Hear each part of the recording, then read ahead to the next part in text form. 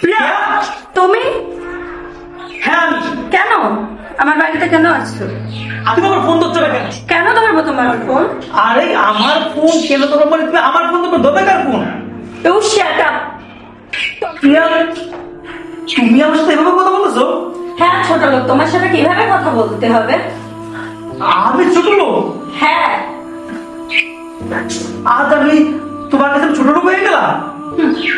আরে যখন তুমি আমার সাথে রিলেশন করছিলে তখন কি বলছিলে?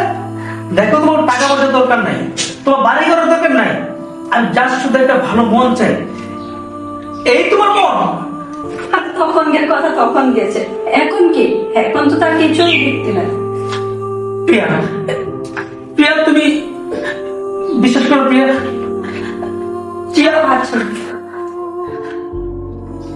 তার মানে তুমি আমাকে ভালোবাসো না? না না না, আমি তোমাকে ভালোবাসি না। এ কথা তুমি বলতে পারলে? হ্যাঁ, কেন পারবো না বলতে? কি যোগ্যতা আছে তোমার? তোমাকে মতন ছোট লোকের না আছে ঘর, না আছে বাড়ি, কি যোগ্যতা আছে তোমার?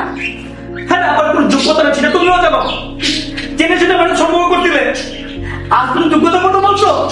হ্যাঁ, তখন তো জানতাম না যে তুমি এত ছোট লোক। আরে আমার সাথে তোমাকে যায়? কখনো যায় না, যায় না কখনো। ঠিক আছে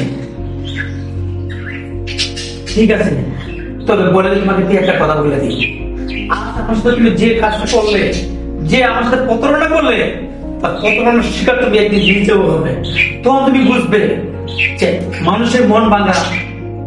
হ্যাঁ নিশ্চয়, আজটা কথা বলো না, এটা একটা ভদ্রলোকের বাড়ি। হ্যাঁ, তুমি চাকরি বর্তমানে হ্যাঁ, এটা একটা ভদ্রলোকের বাড়ি। কিসের ভদ্রলোক, হ্যাঁ? ছোট লোক নয়। শোনো, দুই চারটা টাকা হলে বড় লোক হয়ে যায় না, আর বিশাল সম্পত্তি হলেই ধনী হওয়া যায় না।